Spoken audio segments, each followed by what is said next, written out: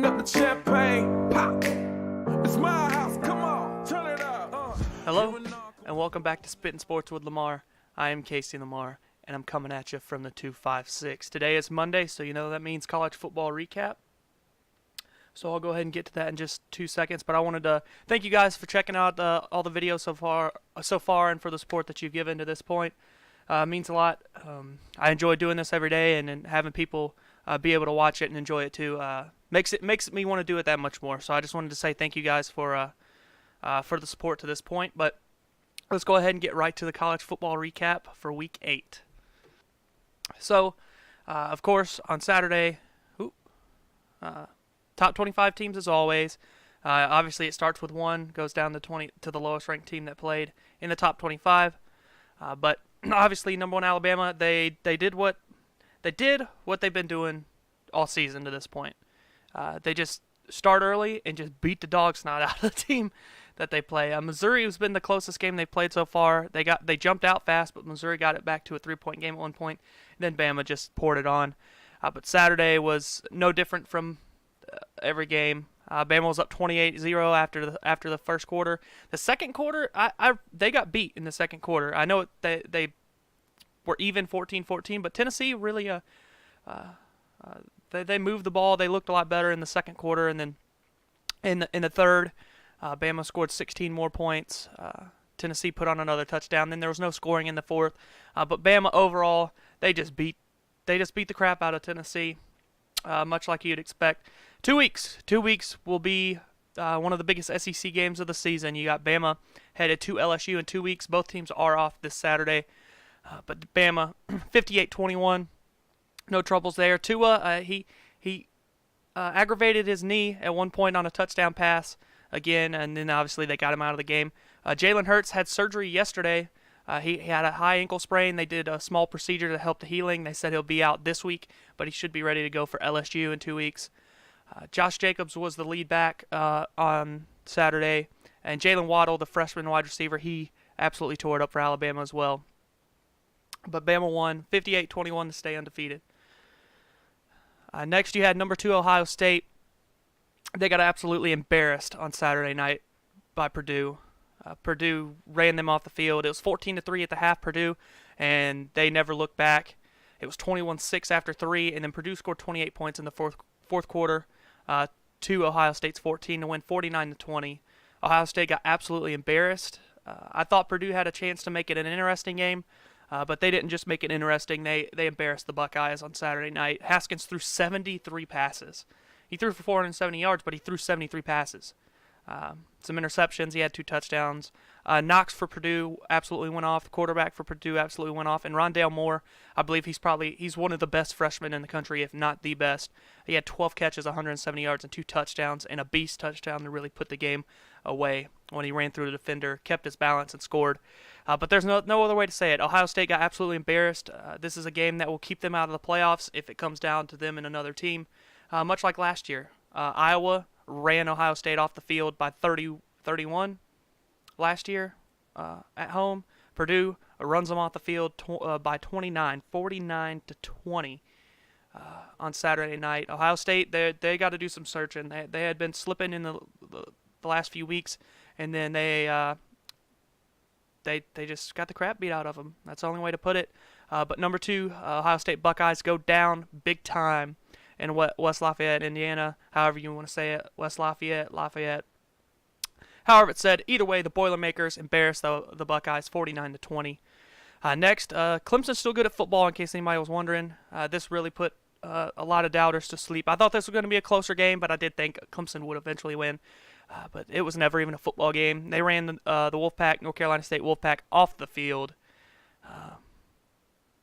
It was 41-7 was the final, but they were up 31-0 at one point. I think it might have even been more than that. It just absolutely embarrassed the Wolfpack, 41-7. Lawrence steps right in. He's good at football, people. We all knew that. Just didn't know how soon he'd get his chance, but that it has happened. He threw for 308 yards and a touchdown. Clemson, they just ran North Carolina State out of the stadium. 41-7. Clemson wins and stays undefeated. Next, you had the Mississippi State Bulldogs visiting the LSU Tigers.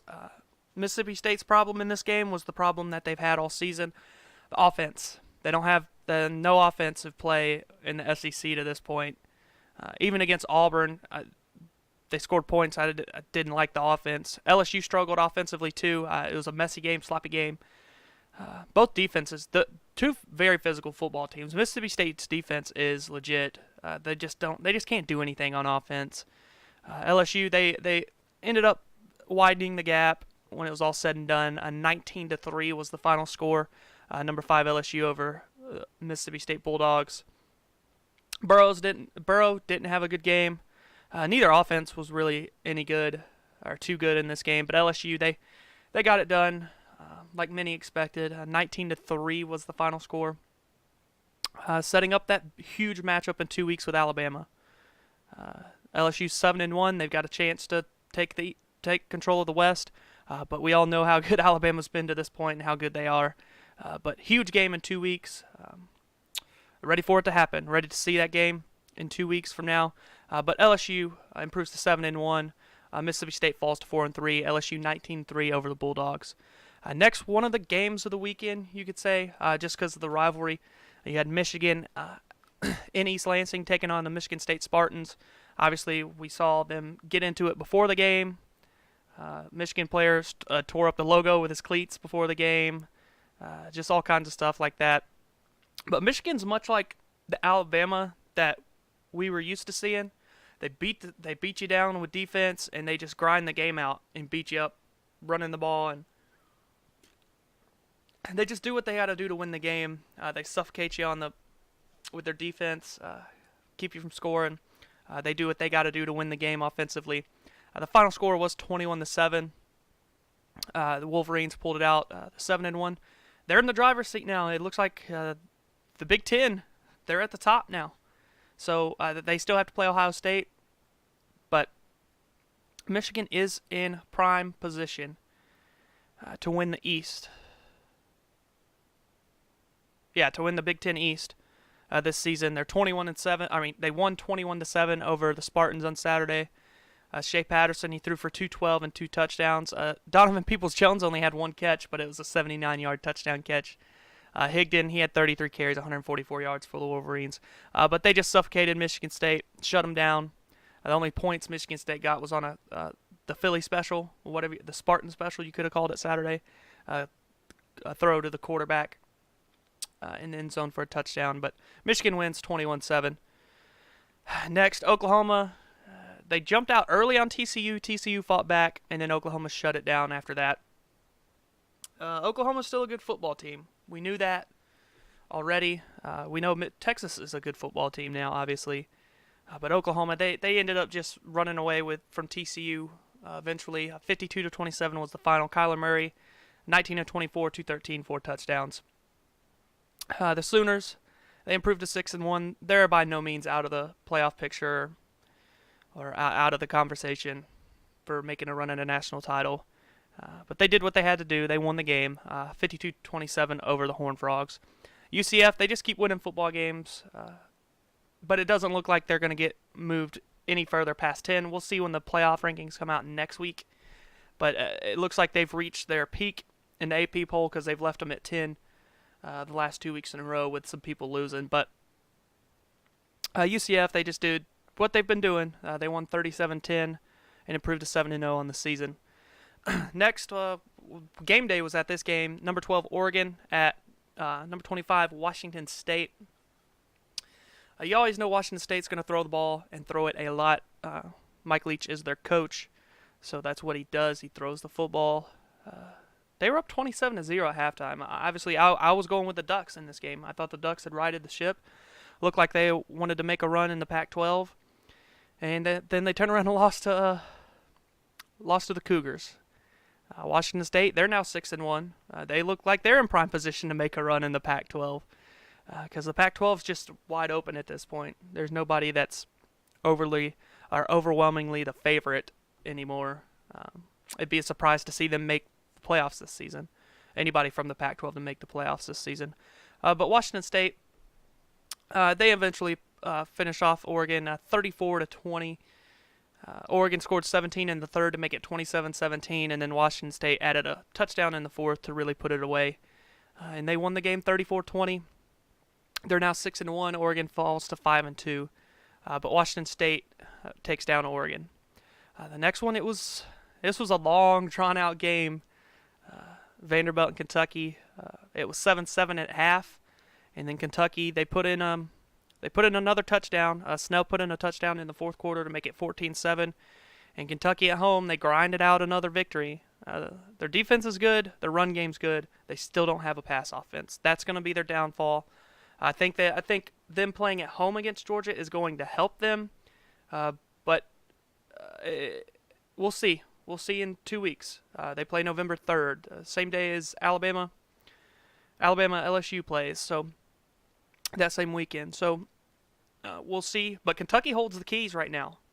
They've defeated Florida, and Florida Georgia play this upcoming weekend. But Kentucky defeated Florida, and Kentucky has one conference loss, but they currently own the tiebreaker over Florida. Florida beats Georgia. Kentucky, this is Kentucky's division as long as they beat Georgia, obviously. But Kentucky's in the best position as of now. But a lot of that will be decided when they play the Georgia Bulldogs in 2 weeks. But Kentucky, they just grinded out another win, 14-7 over the Commodores. Next, you had the Colorado Buffaloes, the Buffs, taking on the Washington Huskies, 15th ranked Washington Huskies, and it was close. It was 14-13 at half. And then Colorado was shut out in the second half, and Washington added 13 more points to win that game, 27-13. Colorado, they finally ran into a couple better teams to play, and they've dropped both those games. I don't think they're a bad team by any means, but Washington's better, just a better team than they were. Washington now is 6-2. That they were the favorite in the Pac-12 coming into the season, but they lost to Auburn to start the season. And then they lost last week to Oregon as well. But Washington, they got the job done over Colorado, 27-13. Washington's now 6-2. Colorado has now dropped 2 in a row, and they are 5-2. The next one was a close one. Penn State, another close Big Ten game. But they eventually pulled it out over the Indiana Hoosiers, 33-28. I really didn't get to see any of this game, to be honest. Obviously, I could see the score. It was close all the way down to the end. Indiana's an improved team. They're 4-4 now, but they're not just a laughing stock like they used to be in the past. They used to be, you could mark that up as a win before the season began, but now they're playing better football. But Penn State, just a little too much for them on Saturday. Penn State pulled it out 33-28. Penn State is now 5-2. Indiana's 4-4. But Penn State, they're out of the national title picture. They're really out of the Big Ten championship picture too. But they still got to play Michigan. So there's still crazier things have happened. So there's still a chance there. But Penn State wins 33-28. The next one, Maryland and Iowa. I didn't expect it to go this way. I did expect Iowa to win, but they just completely shut Maryland completely out, 23-0. They never looked back. Iowa 6-1, 3-1 in Big Ten play. Another team sneaking around in there. They were ranked 19th this past week, but obviously they should have moved up. I haven't checked the rankings. I'll check those in a minute. But Iowa, just keep winning football games. Not a lot of people pay attention to them. A lot of people think they're boring brand of football, but it wins football games. So they improved to 6-1 with a 23-0 victory over the Maryland Terrapins. Next, you had another American, an AAC team, another undefeated one, but they went down this week.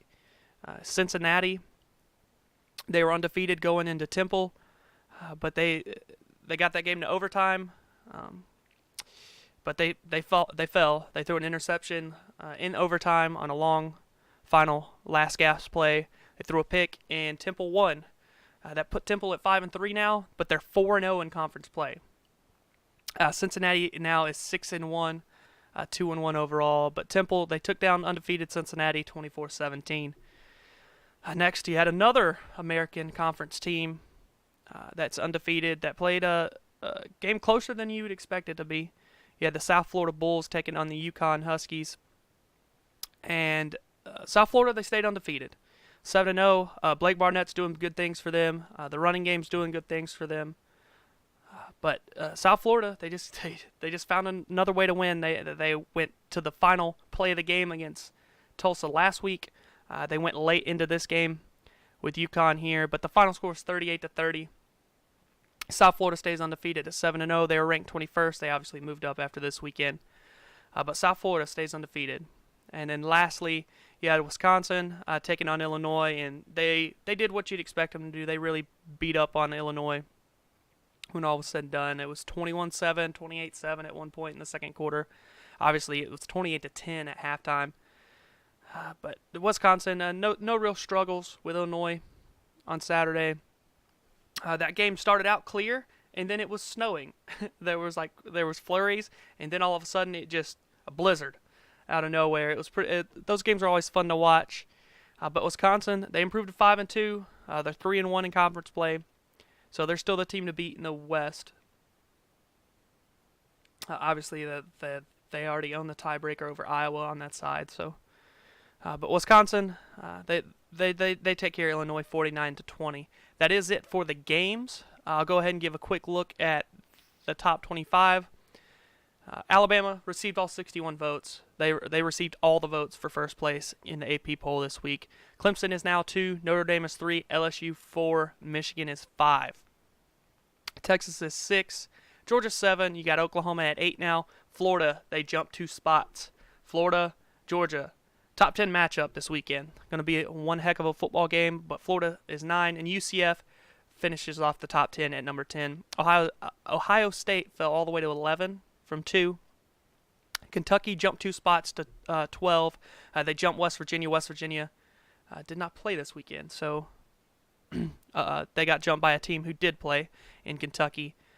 West Virginia's 13.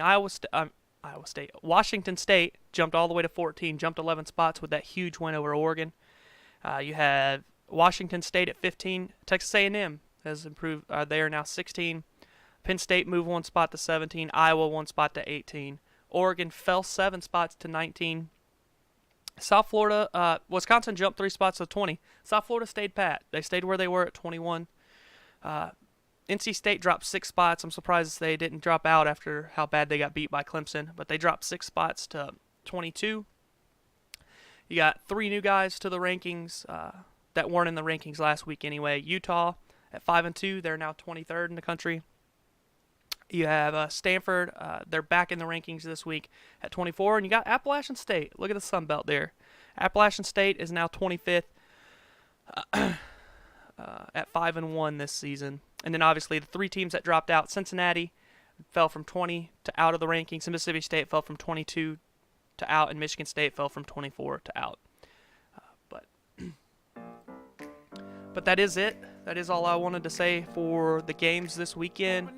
Just give you the top 25 rankings for this week, for this new week. Like I said, number 1's off this week. The biggest game of the weekend, Georgia-Florida, largest outdoor cocktail party in Jacksonville. Going to be one heck of a game. Obviously, those 2 teams don't like each other, so going to be hard hitting. Going to be a lot of fun to watch, especially if you're into SEC football. But if you enjoyed this video, don't forget to leave a big thumbs up, like the video, share the video, and subscribe to the channel so you can see more college football as well as pro football and whatever else I decide to talk about. But this has been Spittin' Sports with Lamar. I am Casey Lamar. Look forward to seeing you all tomorrow.